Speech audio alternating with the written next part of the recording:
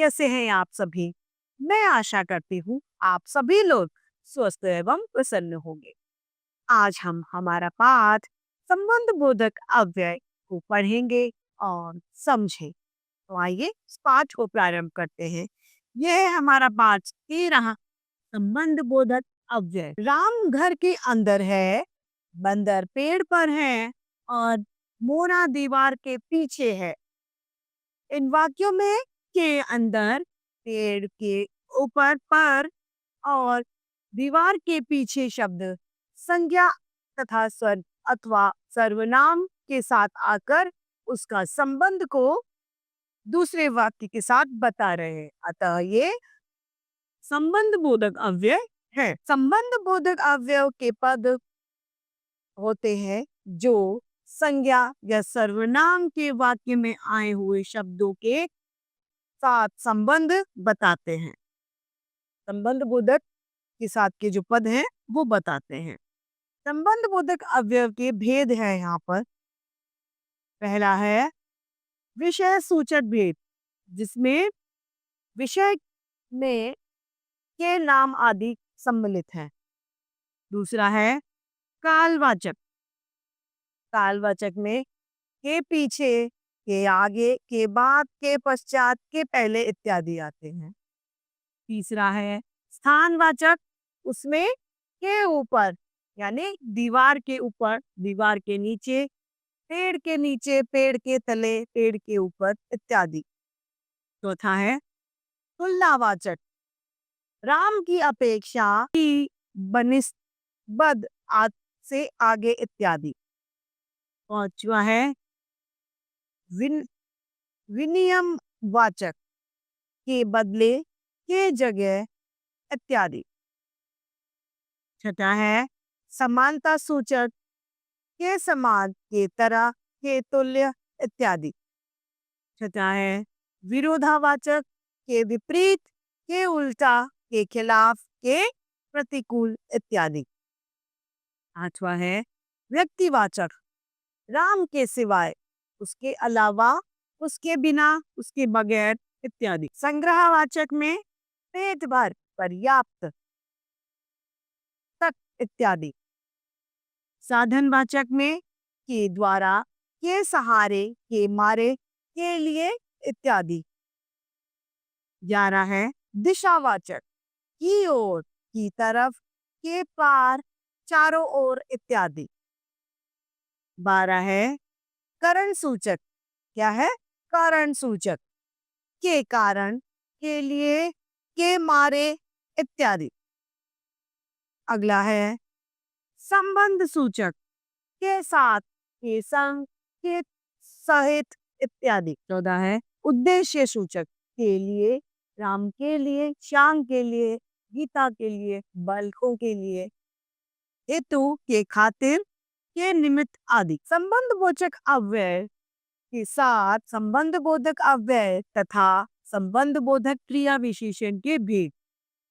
हिंदी में कुछ ऐसे शब्द होते हैं जो संबंध बोधक और क्रिया विशेषण दोनों रूपों में प्रयुक्त होते हैं, एक साथ दोनों में काम आते हैं। जब इनका प्रयोग संज्ञा या सर्वनाम के साथ होता है तो संबंध बोधक होते हैं, लेकिन जब ये क्रिया की विशेषता प्रकट करते हैं तो ये क्रिया विशेषण होते हैं। यह काम पहले करो तो यह क्रिया विशेषण हो गया। काम करने के लिए पहले विचार करो तो यह संबंध बोधक हो गया। भीतर चलो क्रिया विशेषण है। दुकान के भीतर चलो तो संबंध है। किससे संबंध है? कहाँ चलना है? दुकान के अंदर, यानी दुकान से संबंध सिद्ध होता है, अतः यह संबंध बोधक है। तीसरा है वह नीचे लेटा है, तो यह क्रिया विशेषण है। वह छत के नीचे बैठा है तो छत के साथ में इसका संबंध स्थापित होता है, अतः ये संबंध बोधक है। आगे पढ़ो तो यह क्रिया विशेषण है। राम के आगे चलो, तो अब यहाँ पर राम से संबंध स्थापित है। किसके आगे चलना है? राम के आगे, तो अतः यह संबंध बोधक है। इसी तरीके से अगला उदाहरण है सामने देखकर चलो, तो यह क्रिया विशेषण है। मेरे घर के सामने बस स्टैंड है, तो इसका घर के सामने से बस स्टैंड का सामने होने का संबंध स्थापित है, अतः यह संबंध बोधक है। छठा है, वे यहाँ रहते हैं, क्रिया विशेषण है। ये अपने चाचा जी के यहाँ रहते हैं, तो चाचा जी के यहाँ रहना संबंध बोधक है, अतः ये संबंध बोधक का उदाहरण है। तो इस तरीके से हमारा पाठ समाप्त होता है। आइए इस पाठ के अभ्यास कार्य को हम देखते हैं। पहला है, सही विकल्प पर सही का चिन्ह लगाएं। क, वे पद जो किसी संज्ञा या सर्वनाम का वाक्य में आए अन्य शब्दों के साथ संबंध बताते हैं, वे कहलाते हैं विस्मयाबोधक, संबंध बोधक, क्रिया विशेषण या समुच्चय बोधक। वे संबंध बोधक कहलाते हैं। ख, कालवाचक संबोधक है। के विषय में, के पार, के बाद, के समेत, तो के बाद। ग, तुलनात्मक संबोधक है। की अपेक्षा, के बदले, के नाम, के द्वारा, तो राम की अपेक्षा, अर्थात यह तुलनात्मक विशेषण है। घ, कारण सूचक संबोधन। कारण सूचक संबोधन कौन सा है? इसमें के कारण, के संग, के बदले या फिर के द्वारा, तो कारण सूचक में के कारण इसका एक उदाहरण है। अगला है, यहाँ पर हमें सुमेल करना है, यानी मिलान करना है। क, ऊपर नीचे, ये क्या है? स्थानवाचक। ख, की अपेक्षा, की बल्कि बनिस्थ, ये है तुलनावाचक।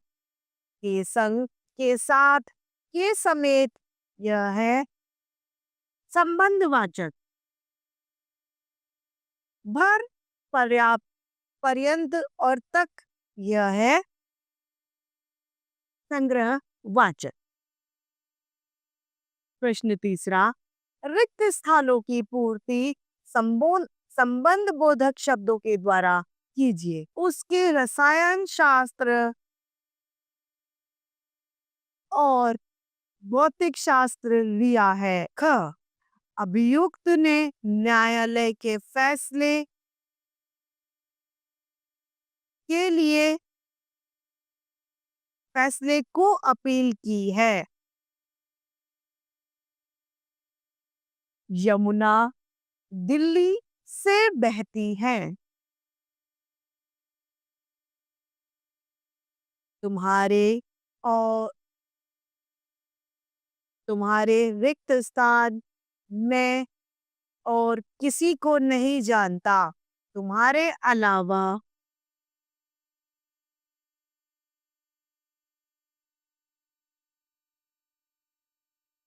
मेरे रिक्त स्थान कई सेवा हो तो अवश्य बताना।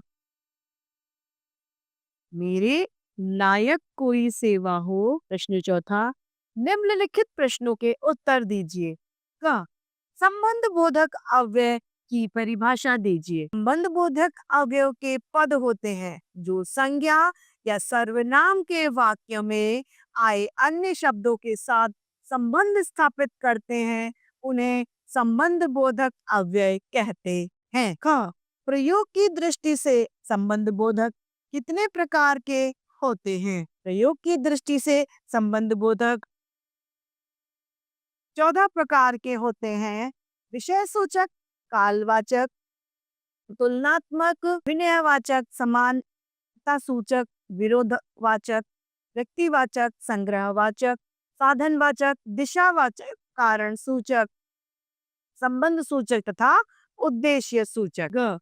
क्रिया विशेषण व संबंध बोधक में क्या अंतर होता है? उदाहरण सहित समझाइए। हिंदी में कुछ शब्द ऐसे होते हैं जो संबंध बोधक और क्रिया विशेषण दोनों रूपों में प्रयुक्त होते हैं। जब इनका प्रयोग संज्ञा या सर्वनाम के साथ होता है तो ये संबंध बोधक कहलाते हैं, और जब इनका प्रयोग क्रिया विशेषण के साथ होता है तो ये क्रिया विशेषण कहलाते हैं। जब क्रिया के साथ होता है तो क्रिया विशेषण कहलाते हैं। इसका उदाहरण है, पहला, यह काम पहले करो, यह संबंध या क्रिया विशेषण का उदाहरण है। और काम करने से पहले विचार करो, यह संबंध बोधक का उदाहरण है। क्रिया विशेषण से आप क्या समझते हैं? क्रिया विशेषण अर्थात वे शब्द जो क्रिया की विशेषताएं प्रकट करते हैं, वे शब्द क्रिया विशेषण कहलाते हैं। तो इस तरीके से हमारा यह पाठ समाप्त होता है। मैं आशा करती हूँ आप सभी लोगों को यह पाठ भली भांति रूप से समझ में आया होगा। तो आज के लिए इतना ही, फिर मिलते हैं। धन्यवाद।